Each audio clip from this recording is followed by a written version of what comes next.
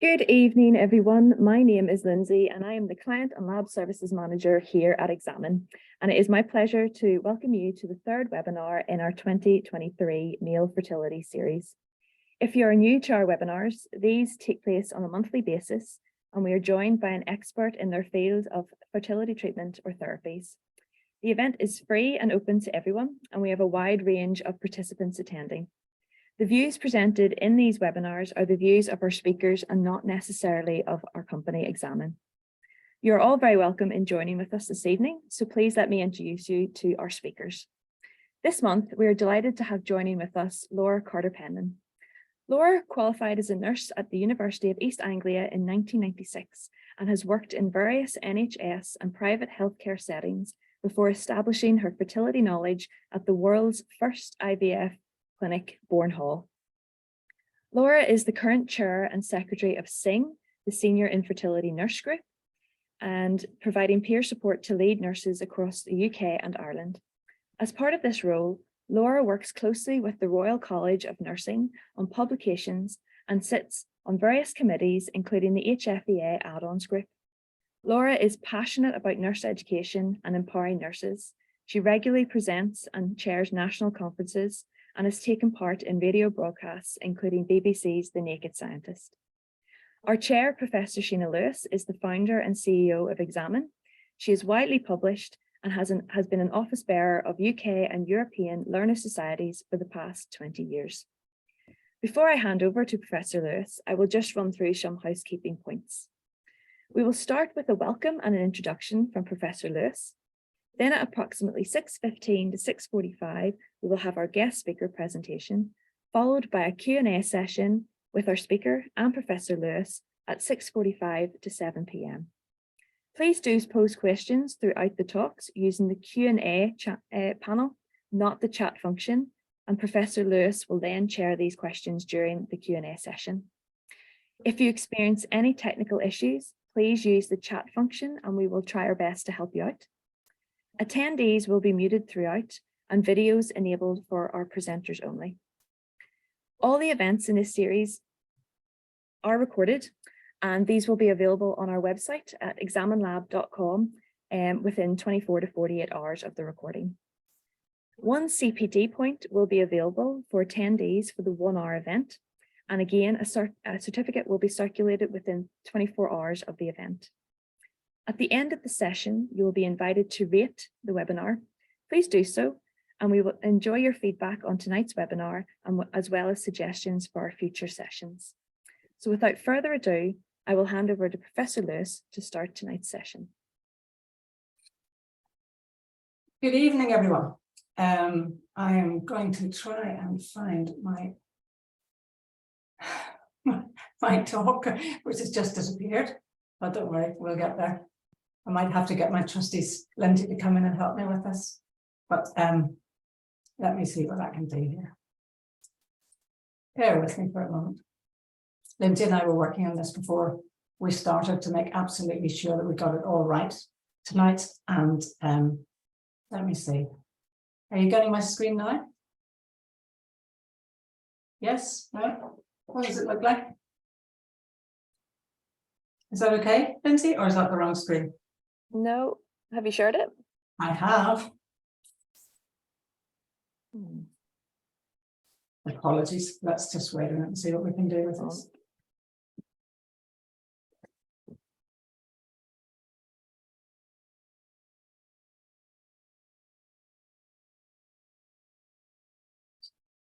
Don't you love technology? When it wants to work, it's wonderful. So awful. We usually get it right, but tonight's not being a good one. Apologies. Where's your Zoom?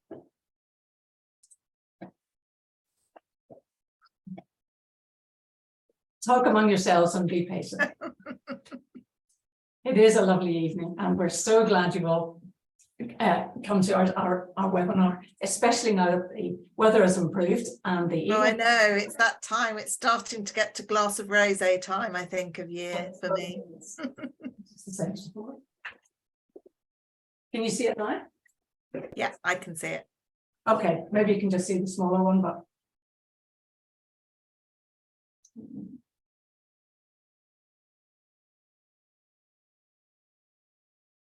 Hooray! Thank you. Thank you very much, and thank you for your patience. Well, we're here again, and tonight we're going to talk about something quite different. We're going to talk about empowering men to be healthy. And this is something so important. And it's something very close to our hearts here in Examen, and it's something very close to Laura's heart in her job in Peppy, because we don't just want people to rush into IVF or ICSI. We want them to do everything they possibly can to get fit for fatherhood and to optimize their sperm health before they go on the very expensive journey, which is not particularly accessible, as we know, and sometimes people have to have quite a number of cycles before they can achieve the pregnancy and the live birth that they're hoping for. Now, those of you who have been at our webinars before will know that the purpose of these is to raise the awareness of male infertility. And again, that's something which Laura and I have very much in common, and to provide men with knowledge, and also to point out to them where they can get advanced testing and where they can get the best and fastest testing for their problems, because of the anxiety that not knowing can cause both men and women. Our mission is to demonstrate that couple care, not just female care, which is so common, but care of the man, which is so uncommon, can improve live birth rates, and to demonstrate that optimizing sperm health by all the things that Laura's going to talk to us about tonight, we can improve fertility outcomes. And our very big, audacious aim is to help 1 million men on their fertility journey. Now, sometimes people find it a little bit difficult to understand what the results will look like. But basically what we're saying is that DNA quality is one of the most important parts of a sperm. And if you have damage, it leads to infertility, it leads to miscarriage, and it can lead to a lower success rate if you're having fertility treatment.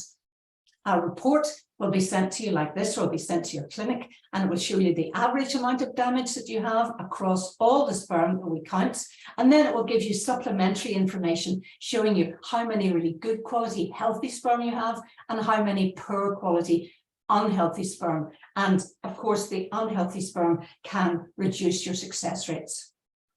Our results are all being generated to ISO certification. We have got our ISO 15189. I must update this slide now. So we're in fine form to give you the help that you need. Now, the evidence base for our test has been based on many, many years of academic research, looking at prescription drugs and fertility, cannabinoids, the pentoxifylline, ways of making our sperm move faster, the things that diabetes can do to affect and damage our fertility, the effects of vasectomies, which is much more common now than it used to be, because so many couples are second relationships, and maybe the men have had vasectomies in their first relationship, and now they either want to get sperm from testes directly, or they want to have a reversal and they want to look at the sperm quality. Men and miscarriage is another big factor, and of course men and unexplained infertility, those 25% of couples who don't know what's wrong with them, but certainly know there is a problem because they can't get pregnant. Now, the way that the exact test differs from other DNA tests is it's got very high accuracy, its sensitivity, specificity, predictive power. It's the only test that can report these proportions of good and poor quality sperm, compare them to the sperm from fertile men.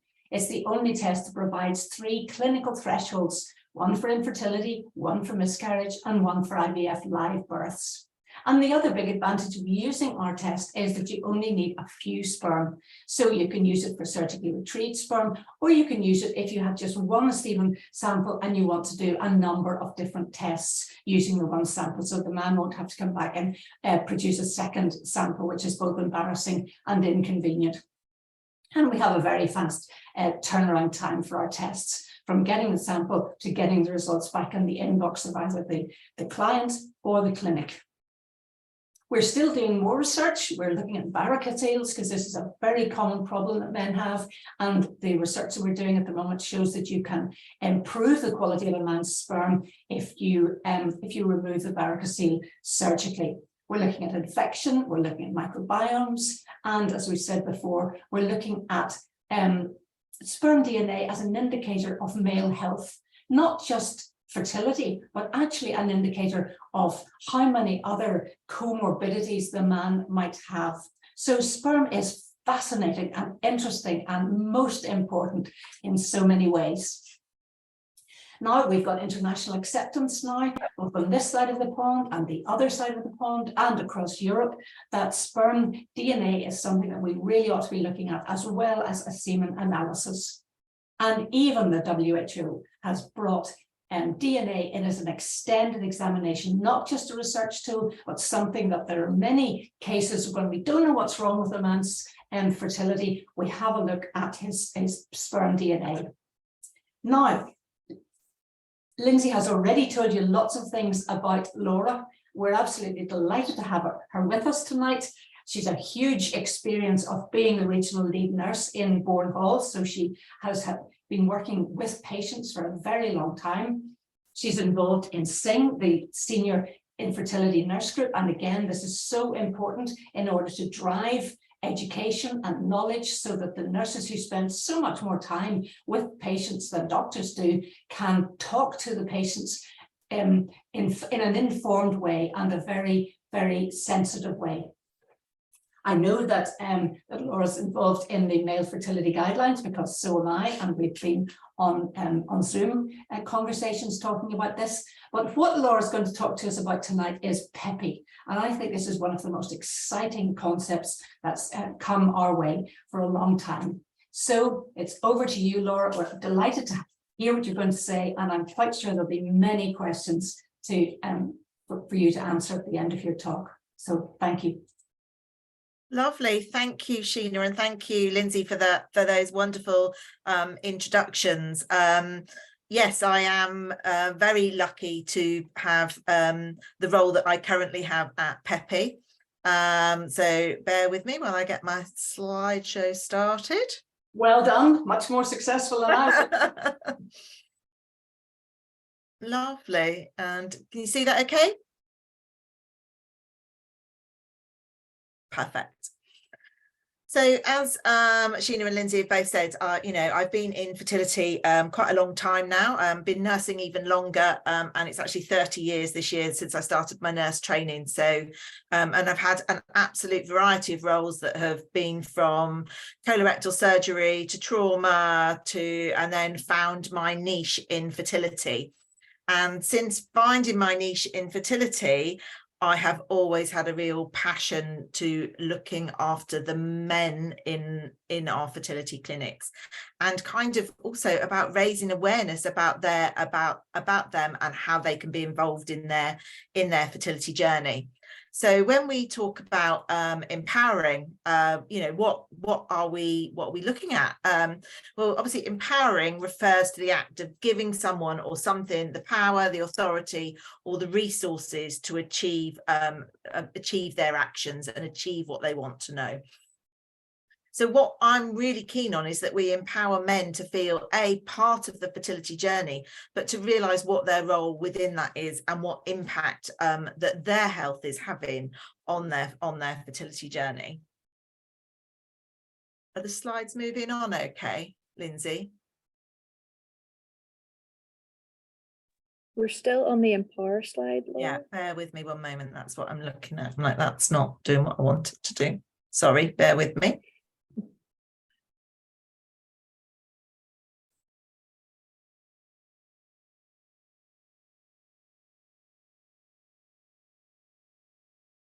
That better? Yep. Lovely. Might help if I press the right button.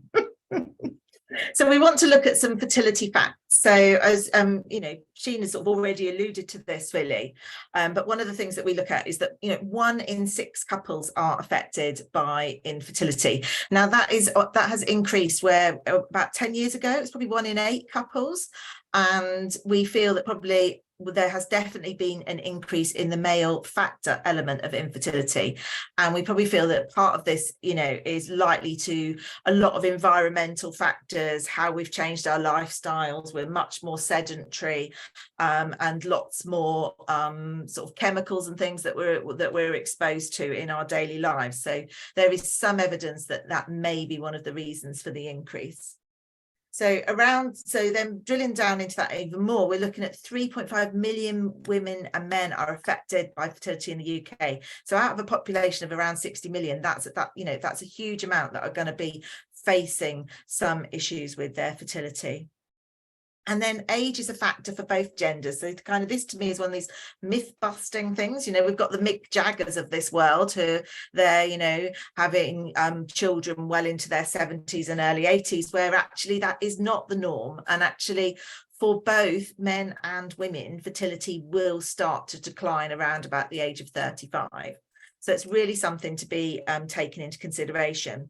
And with older fathers, there's a lot of research showing that there are, it can be the older fathers that may have an impact on the fact that there may be higher levels of miscarriage, but also higher levels of things like autism and things like that with those children. So they're factors to be taken into account, that age is a factor for both. 93% of men say that their well-being is affected by infertility. So I think this is the bit, so one of the things that we probably at Peppy focus on quite a lot is supporting men with their emotional well-being while going through infertility. We still very much are in a belief that men should be the strong partner. They should be the one, supporting the female partner. She's the one that's going through the more invasive procedures, etc. So, they are seen to have to be the strong person, where actually, behind it all, their well-being is being affected, and they are dealing with the stress and the emotions that their fertility issues are causing them. The other thing here, 50% of men feel that there's not enough support or information out there for men. So this is where Sheena and I get on our soapboxes and we say, it is just as much about men as it is about women.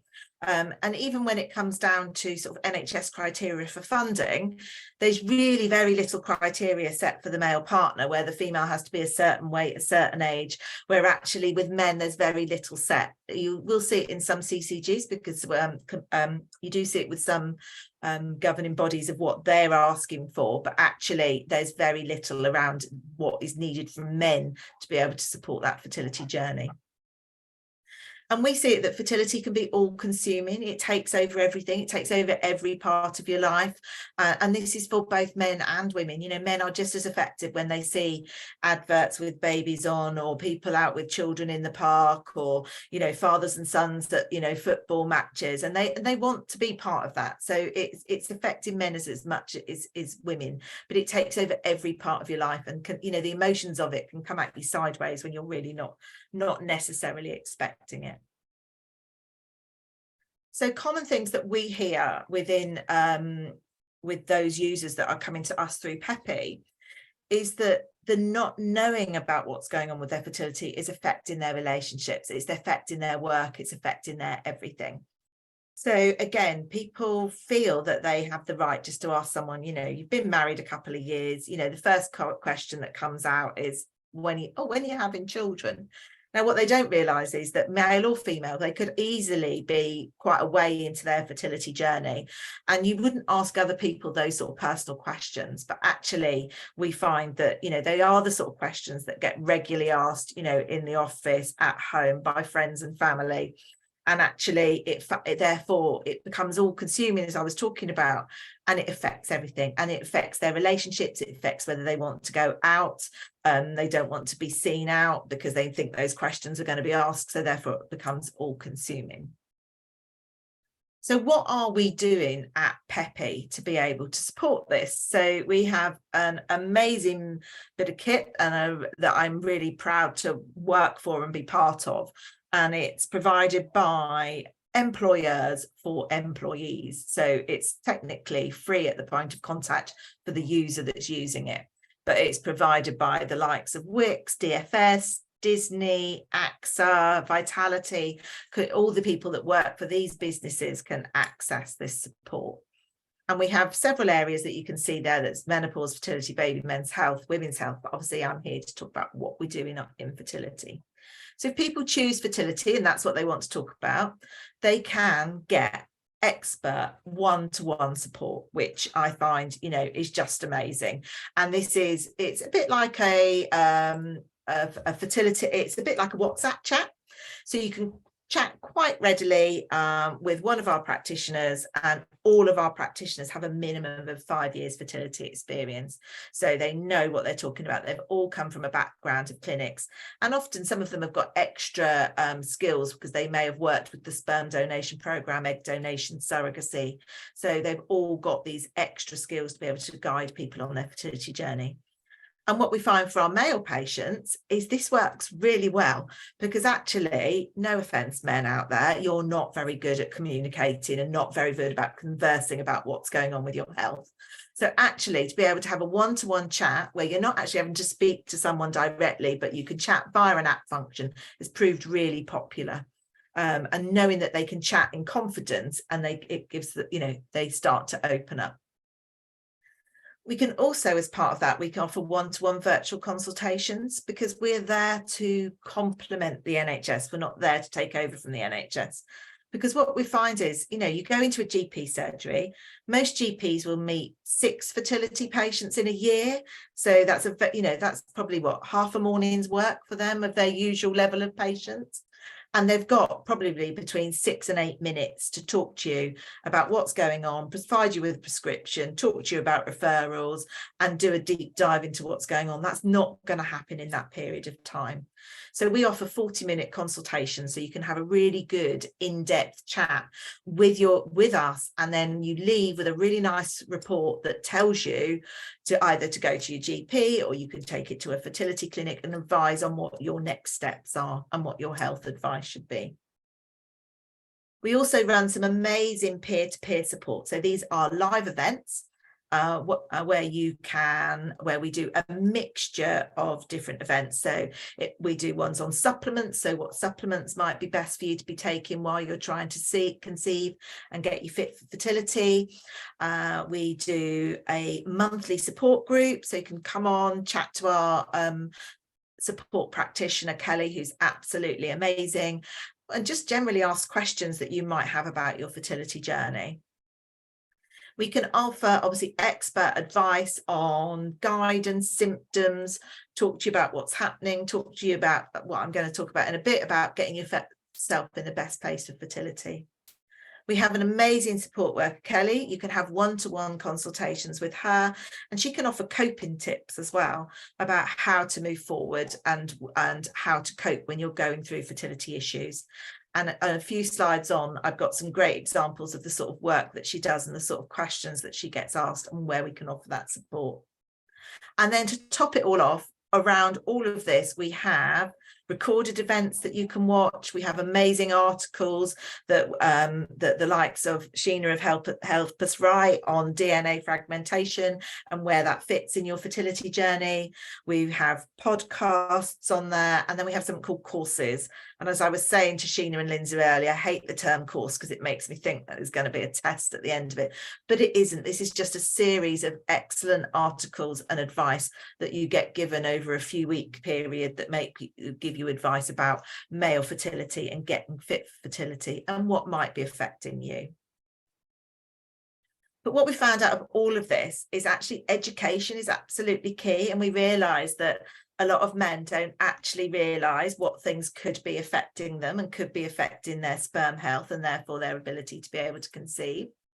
So just going to talk a little bit here about the different things that can cause issues with sperm production. So we split it into 4 areas. So we've got pre-testicular. So this is where you've got conditions that affect the chemical signs. So these are the things that tell the testicle to make testosterone and sperm.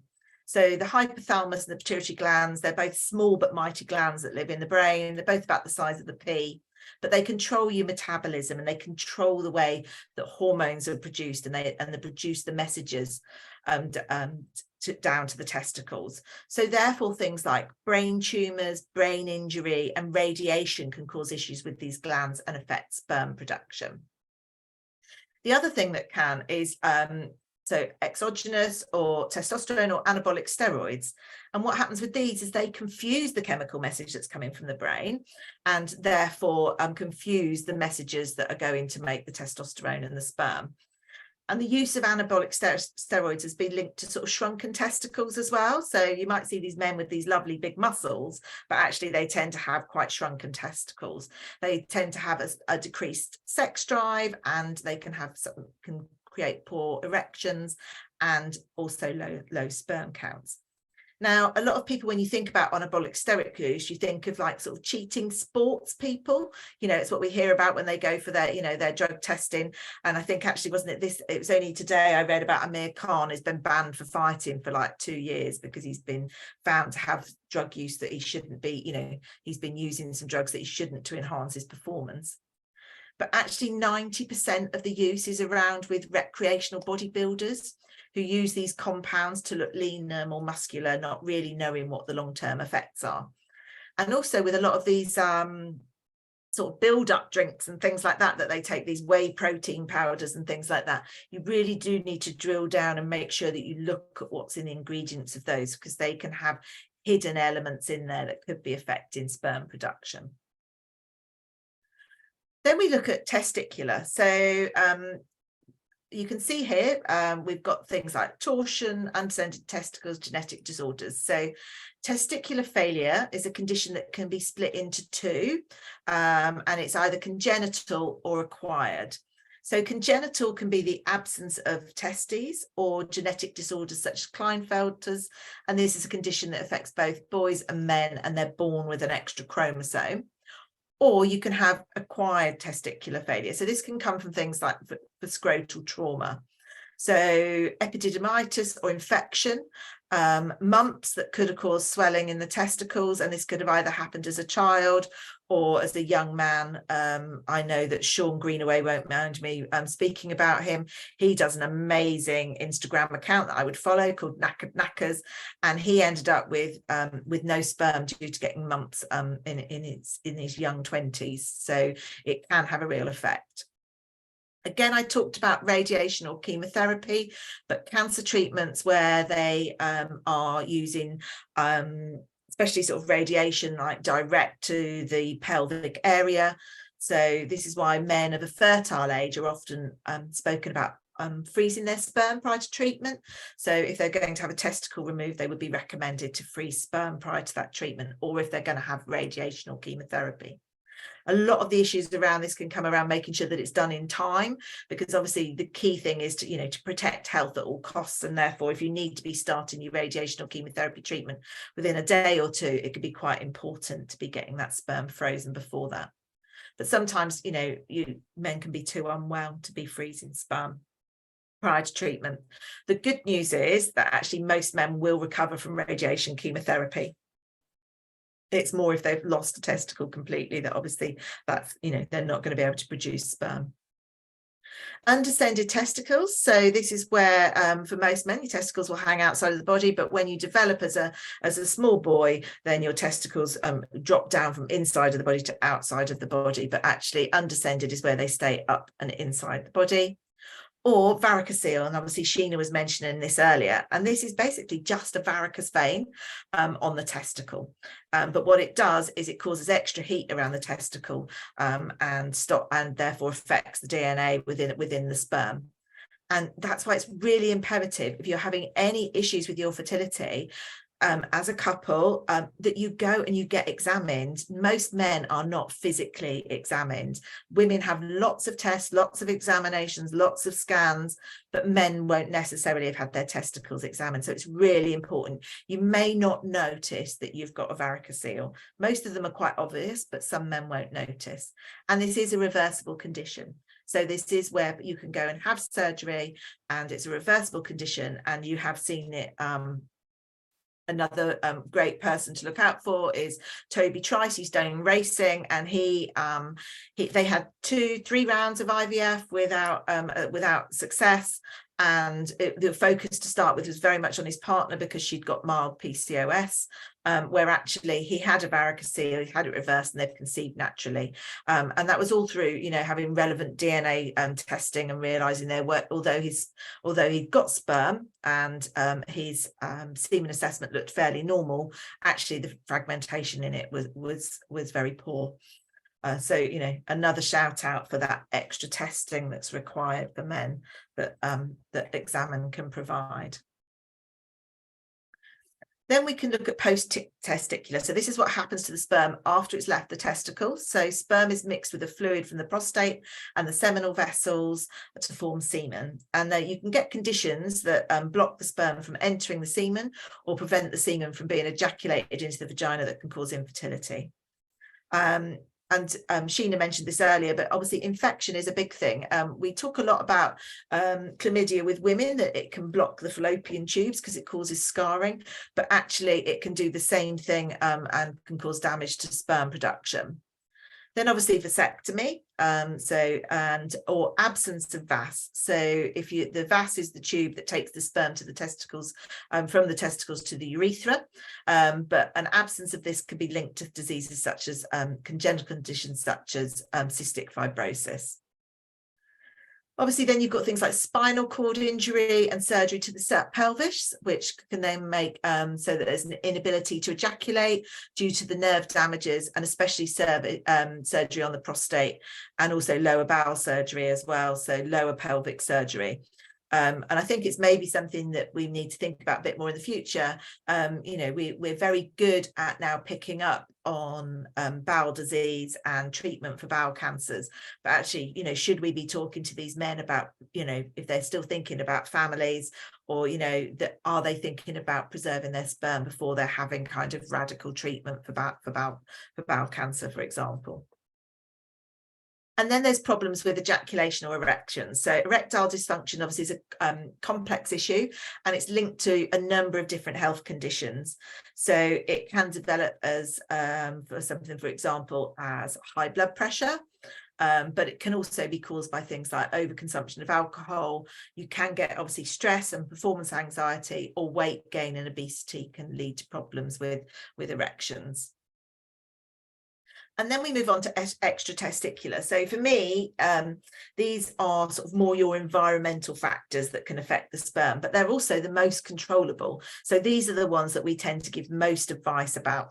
So we may suggest testing based on all the pre-testicular, post-testicular conditions that I've talked about, but extratesticular is where you can make a difference, and they can be reversible factors. So we talk a lot about heat, such as hot tubs and saunas. You know, we've a lot of working from home now. People are sat with laptops on their lap, mobile phones in pockets, people that work in hot environments, so or sort of sitting for long periods of time. So lorry drivers or chefs, people that, you know, are keeping their testicles nice and warm, where actually the testes hang outside of the body for a reason.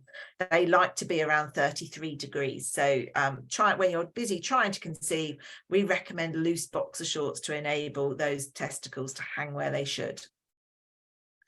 Obesity can lead to low sperm counts, and therefore in turn lead to difficulty conceiving, but also an increased miscarriage risk. So we recommend for men, you know, a BMI of under 35. Now, if you're concerned about what your BMI is, there's a really good calculator on the NHS website. You can go on there and it will give you, you can type in your height and weight and it will tell you what your BMI is. But we do recommend it should be under 35 for, you know, to help support conception.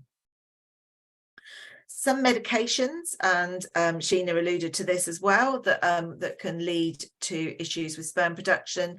Some antidepressants can have an impact on sperm produce and also how it moves. So it's always worth having a conversation with your GP if you are on any of those medications. You know, are you on the right type of medication? Is it a medication that can affect your sperm production? And is it that you might need some other therapies during that time while you're trying to conceive? Then cigarettes and tobacco. Now we all talk about, you know, the dangers of smoking, but cigarettes can really negatively affect fertility, and smokers are actually more like double the rate of infertility than non-smokers, and also a much higher risk of miscarriage in both men, you know, for both men and women that smoke. So absolute no. And when I was doing one of these presentations before, I was like, oh, okay, the big trend seems to be in vaping now, and you see it with teenagers as well, as you know, it seems to be a new craze. And I didn't really know much about the effects of vaping, so I thought I'm going to go and have a little dig into this. And actually the data so far suggests that vaping is as detrimental to fertility as smoking. And actually it's the certain flavorings that seem to be more of an issue than the actual nicotine. I mean, clearly the nicotine is the addictive part, but even those with zero nicotine can affect sperm. I think it was bubble gum flavor was seen to like stop sperm swimming completely or kill sperm dead, and cinnamon was seen to stop it swimming. It, you know, really affected motility. So I was really interested in that, and I think it is about highlighting the fact that, you know, actually if you're trying to conceive, vaping is not your way to protect this. We actually, you know, we want you probably to be using some patches or something like that. The other thing I didn't know a lot about was e-cigarettes, and they are also obviously have toxins that are seen to harm sperm. And I looked at a study there in Hong Kong. They did a study and they found e-cigarettes to be so detrimental to fertility that they were banned instantly in Hong Kong. So, I mean, clearly we still sell them in the UK, but in Hong Kong, they banned them straight away. So it was that kind of no, that's a big no-no. Then we move on to excessive alcohol consumption. So, you know, we all hear about the benefits of having a glass of red wine or etc., but we are talking about excessive alcohol consumption here. So men who consume over 40 units a week had a 33% reduction in sperm, so, and produced less of the hormones needed for fertility as well. So we recommend that, you know, alcohol is taken right back, and, you know, really think about that while you're trying to conceive. Recreational drugs, one of the big ones that's been looked at is the use of marijuana. You know, it's one of those things that's seen to be becoming a bit more accessible, and you read a lot about CPD oils and things like that and the benefits of that. But actually, users that commonly use marijuana, when they looked at their sperm under a microscope, funnily enough, it was seen to be sluggish, not swimming particularly quickly, and also the sperm was seen to be of poor quality. So again, you know, think about what you're putting into your body. Think about what you're doing if you're trying to conceive. Then we move on to diet, and diet can affect both erections and sperm health. So certain diets, especially those high in fat or high with animal proteins, have been shown to be harmful to sperm health. High sugar diets can lead to diabetes, and as I mentioned diabetes earlier, that can affect sperm health, but can also affect erectile function as well, which in turn is going to lead to poor conception. We recommend to follow a Mediterranean diet, so lots of fruit, vegetables, proteins, but find those through legumes and things like that. And also try to eat more organically. Now, I'm very aware how expensive organic produce is. So what we recommend is, if you can't afford to buy organic produce, that you wash it at least 3 times before you use it, to wash off any pesticides that might be there.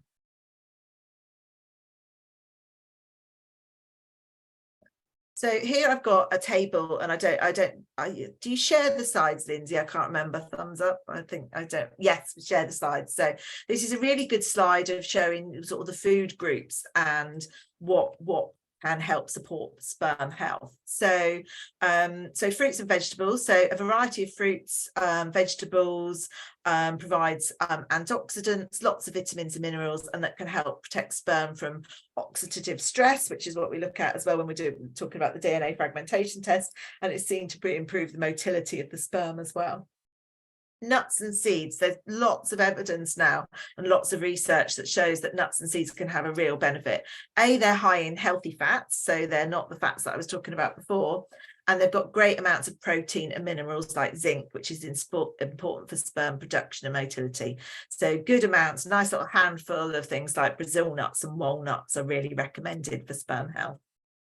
Then we've got the whole grains. So whole grains provide fiber, which is really good. It's good for your gut health. It's good for your bowel health, and, you know, it's good in general for your sperm health. And it looks like, you know, with B vitamins and minerals like selenium can help improve sperm quality. Fish and seafood is where you're going to find your omega-3 fatty acids, and they are seen to improve sperm motility and morphology, so the way it looks and the way it swims. And then lean proteins. So again, we talked about the proteins you can find in nuts and seeds, but we're looking at proteins here, but they need to be lean. So things like chicken, turkey, and eggs can help with the lean proteins, and they provide the amino acids that are essential for sperm production. And then water. Drinking plenty of water can help keep you healthy, hydrated, so therefore keeps your sperm healthy and hydrated as well. We're talking about the mixtures of those seminal fluids and things, so you need to keep yourself hydrated to be helping with those production. So at Peppy, we have started to do semen analysis testing. This is remote testing, so it isn't of the quality that you get from if you were to attend a clinic, but it helps give us a really good overview of what's generally going on with your sperm health. And we decided to do this because we already do AMH testing for women. So that we felt, you know, again, there was me campaigning, male factor, we're not helping, we're not looking at this. So, you know, we wanted to be able to help our male users as well. So we do have a criteria, which includes things like trying for 6 to 12 months. But obviously, if you've had previous pelvic surgery, infections, mumps, things like that, then obviously you'll be included in that criteria to be having one of these assessments. And as part of that, we then talk about having, you know, once we've got that result back, we recommend that you absolutely come to us and have a one-to-one consultation where we take a really good history, because actually a history of what's actually gone on with you in the past is going to give us a really good indication of whether you might have issues with your fertility health in the future. And off the back of that, we're then going to give you lifestyle advice, dietary advice. We may recommend a referral to a specialist, or we may recommend that you have repeat further testing. But most of all, within all of this, we go back to talking about the emotional support that's needed for men going through this journey. Like I say, they always seem to need to be the strong partner within this. And actually what we want to say is we've got someone that you can come and talk to and listen to. But what were some of the key things that we hear? You know, I can't talk to my mates about it. Now, women are really good about having a chat with their friends about what's going on in their lives. Men, not so. I know when my husband goes out with his friends, I come back, I was like, oh, how was Trevor? I don't know, Trevor was all right. Oh, how's his partner? I don't know, I didn't ask about that. How are the children? I don't know, I didn't ask about that. They don't ask about the general things in life. So what we want to do is say, it's okay, come and talk to us. Also, you know, I'm watching my partner go through the treatment. I know it's my fault and I don't know how to support to her or how to talk to her. So we recommend tips and tricks of not necessarily sitting down over a table and talking to someone, but go out for a walk. So you're side by side. You've not got that direct eye contact. It's much easier to have a general chat that's not about the pressure. And you can maybe interact it with a bit of, oh, isn't the weather nice? You know, oh dear God, what's that woman wearing? You know, you can have a bit more of a general chit chat. And, you know, getting men to talk about fertility is difficult. So we big shout out to Fertility Network UK, who do some amazing stuff with something called Him Fertility. And they've got, you know, specialist male factor support groups. So I think it's getting men to talk to other men that are going through the same thing.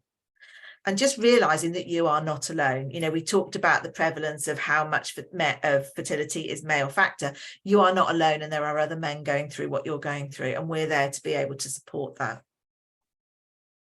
So really, I'm going to go through some key messages here for, you know, getting fit for fertility. They say you need to hear something 7 times to remember it. That's my excuse. I promise I'm not going to say this 7 times. I'm just going to mention it again. So healthy weight is absolutely key. Having an optimal BMI, 19 to 30 puts you in a good place, up to about 35. You know, look at your BMI calculator. Don't be smoking, don't be vaping, don't be using e-cigarettes. You know, if you need to, go and have a chat with your GP, or you'll find a local stop smoking service and they'll be able to support you. Decrease your drinking if you're drinking over the recommended amount for men every week. And if anything, you know, a couple of drinks a week is probably about as max as you should be going. And make sure that you have a well-balanced diet, you know, recommended, again, Mediterranean diet, organic where you can. If you can't, wash it several times, and, you know, increase your vegetables and your whole grains, and don't forget your handful of walnuts or Brazil nuts. I'm just very conscious on time here, so just a very quick on this last slide is that this is what else Peppy is covering. So not only the male health, but we do a load of stuff on understanding your body so your partner can understand what a normal menstrual cycle is like. We can talk about contraception options if you're trying to conceive, you know, how long you need to be off your implant, your depot injection, your pill. We can talk about what fertility treatment options are and support you while you're going through fertility treatment. You can come and ask us questions about add-ons and about testing, what's relevant for you. We're there to help support with miscarriage, loss, and general emotional support. We can advise on the different fertility conditions. We've got basic testing there. We've got loads of advice on nutrition support, what to eat when you're trying to conceive. And also some great information on alternative paths for parenthood. So if it's not working for you, will you need donor sperm? Do you need donor eggs? Do you want to consider surrogacy? Do you want to consider adoption? We can help with those as well. So it's a very whistle-stop tour of getting fit for fertility and how Peppy can help you do that. So let me stop sharing and then I can hand back to Sheena.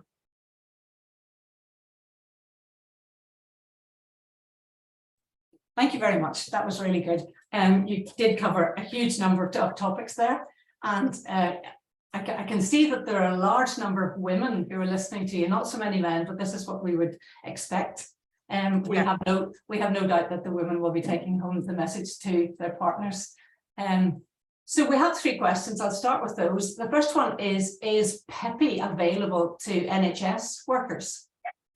So we have got a couple of NHS, sorry, the dogs are going to go nuts now, as I promised they would. I hope you can't hear them too much. We do have a couple of trusts that have bought Peppy for their NHS employees, but it's not widely available at the moment. So go and campaign, have a chat with your HR department and tell them that you think Peppy would be a good thing. But yes, we've got a couple of trusts, but it's not widely available. Okay, thank you. And the second question is about your whey protein, and it's asking what ingredients in whey protein could affect male fertility. Whey protein is dried cheese curds, so the person. Yeah, so lots of them. What you'll see is there are ones out there that are a lot more what I call natural. What you need to be looking is at the additives that are in there. Now they're all different depending on which protein powder you use. So some of the whey proteins are quite good, but you get like pure protein powders, and actually for some people that extra protein is really good and they need it, you know, depending on especially sort of there's ones that are out there for like people that are on vegan diets and things like that. So I don't want to go too much into specifics, but just have a little look at what ingredients are on the side. But it's just there are some hidden things in there that you just need to be careful with. So those that are most natural is what you need to be looking for without lots of additives, basically. Okay. And the third question is asking you about the research behind BMI recommendations and saying that a BMI is scrutinized due to its inaccuracy. For example, an individual who has a high muscle density will have a higher BMI than a taller, obese individual. So that could be a really fit guy, and yet he will have a higher BMI than someone who's taller and fatter. So how do we answer that? I think the biggest thing is we talk about BMI more when it comes down to like criteria for NHS funding and things like that. If you're paying privately, usually they will not have such a strict criteria for their BMI, but with most places for women, they will still look to have a BMI of, even with private clinics, it's usually under 30, under 35. Some are a bit higher than that. Male factor, like I say, not so much, but yeah, it is. There are some inaccuracies with it, and it's something that obviously, you know, it's the guidelines that they're using at the moment, and until they come up with something more accurate, that's what's being used. So I think it's just about being aware about what your fitness levels are, you know, taking into account of being in the best place. What we're talking about is good diet and good health here. So actually, if you are fit and quite muscly, yes, you might have a higher BMI, but that's not necessarily what's going to be affecting your fertility. Yeah, absolutely. So could you just talk us through, say, here's a guy who wants to know what he can get from Peppy. You know, what will his employer actually provide for him? What's the level of support and financial support that he can get? and what tests would be included? Yeah, so for most, apart from AXA, who they're still looking at introducing the semen analysis side of it, you can have a semen analysis with Peppy. Now, this is a remote semen analysis, so it's done at home and collected by a courier. So the level of accuracy within that, sometimes with how the sperm moves, so the motility, if it's been stored because of the preservation fluid over 8 hours, can have a bit of an impact on that. But it can give us a rough guide as to what's going on with your fertility health.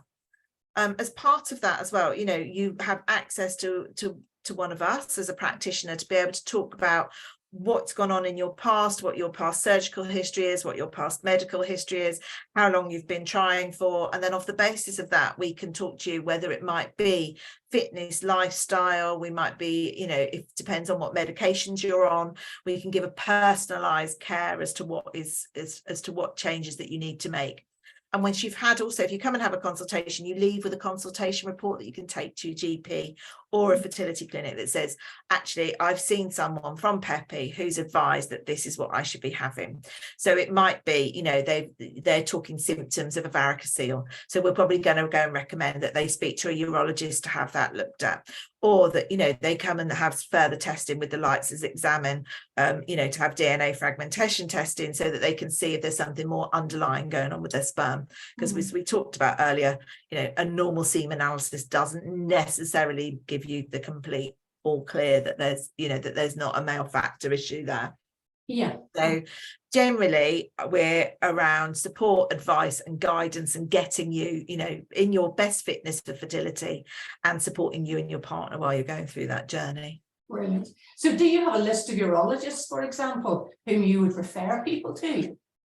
So we currently have a list of Peppy preferred clinics that we would refer to. So these have to have an HFEA 5-star rating. So we know that the inspections have been good. Now, when we talk about the HFEA 5-star rating, it's a bit like Ofsted, so people understand that a bit more, or a bit like the CQC going into hospitals. So what they're looking at is, are the success rates good? Are they using too much ICSI? What add-ons are they advising? Have they got good customer care? Are the staff well trained? So they're looking at all of these things, and they have to have a 5-star rating to be on our list. They also have to sign the Fertility Network pledge. That means that they're putting patients at the heart of everything that they do. So they have to have got both of those. So that's where we would recommend, because most of the clinics that are on that list will have a urologist or an andrologist or somebody that can talk to them about male factor within that unit. Okay. So one of the things I find whenever we talk through people's results as well, when they've done a DNA test with us, and they ask what we would advise, and there's so many things that can be recommended. What would you say are the biggest ones? What would the top 5 be? I mean, you've mentioned so many tonight, and I think I certainly, when I'm talking to men, they're almost panicking. They think, well, I can't make all of those changes all at once. I think, like I said, the key things is, you know, don't smoke. Absolutely. You know, that's a big no-no. Drinking, like I say, to a minimum. We're not saying don't completely, but don't be over excess. But I think key things for me, absolutely diet. We can see that that's got a massive impact on a good, healthy diet, and making sure that you're getting the vitamins and minerals that are needed for sperm health. So, and being aware about what you're doing with your testicles, you know, it's that bit about, like I said, you know, hot environments, you know, we don't want these, you know, tight boxer shorts and things like that, and they might be all the rage or whatever, you know, your nice Calvin Kleins, but actually they're not doing anything for your testicle health. So think about keeping your testicles cool and having a really good, you know, and a good diet, really. Okay. So I wanted to ask you one more general question about men. I mean, I've been around for longer than you have, and when I started, nobody did anything for men. You know, we set up one of the first andrology labs in the UK here in Belfast. And I think things have changed enormously now. I still think we've got a long way to go, especially among obstetricians who obviously are being trained to look after women. So that's not their training, it's not their understanding. And that's why I'm so delighted urologists have come into the picture. But do you think that men, in your experience, are more open to talk about fertility? Is it not the taboo it used to be, or do you think there's still a huge problem? I think we're moving on. I think they're probably more up for talking to professionals about it where they wouldn't have done before. And they're probably, like I say, once they get talking at support groups, they're realizing that there are other people in the same situation. I think men to men generally still not great. You know, I've been at a dinner party where I was chatting to the guy next to me. He's like, oh, fertility nurse, you know, right, pick your brains. Yeah. And then the guy opposite is like, oh, do you need me to show you how to do it? You know, just that. It's the banter that men have, but it's not very kind, you know. So I think they don't necessarily open up so much amongst each other, but I think they're definitely better now at asking the questions of what can I do? What, you know, is there something I need to do? And I think, you know, some of that comes from the wife at home or the partner at home nagging. Although we do hear, you know, oh gosh, she's telling me again about those supplements, you know, I don't want to take the supplements, but you know, it is that bit of, I do think they are genuinely starting to realize that it's not just a female issue, and they are starting to talk. And I think it's been very much the problem with professionals too, that we have not engaged with them, we have not included them, and we have emasculated them and ignored them so that they didn't feel free to ask questions. And I don't think COVID has helped with that either, especially when, you know, we reopened up to fertility treatment. I know my clinic, the same as all the others, you know, the men had to stay out, you know, we were protecting everybody as best we could, but actually it made it worse for a really long time. You know, they weren't at any of the scans, they weren't, you know, literally they were doing their sample and bringing it in, you know, there was no interaction with the clinic whatsoever. So I think unfortunately that's probably put us back a little bit again. But I'm hoping that we can. And I also think that having telephone interviews isn't going to help for men, or telephone consultations, because we're definitely doing examinations. I've got 3 more questions for you. You're very popular. 3 more questions. Now, one of them is a bit funny because I think we might have got the wrong name. And the question is, are you familiar with the urologist Gordon Ramsay? Would you recommend him? I think you're talking about Jonathan Ramsay. I do. Although Gordon Ramsay did, Jonathan Ramsay, great, absolutely would recommend him. Knows his stuff, absolutely would, you know, would really recommend him. Jonathan Ramsay may have used the services of Gordon, or the other way around. Exactly. Gordon Ramsay, I know, had his own fertility journey, and again, chef, you know, was busy, you know, not only cooking his food, but he was clearly cooking his testicles at the same time. Exactly. So the next question is cycling bad for male fertility?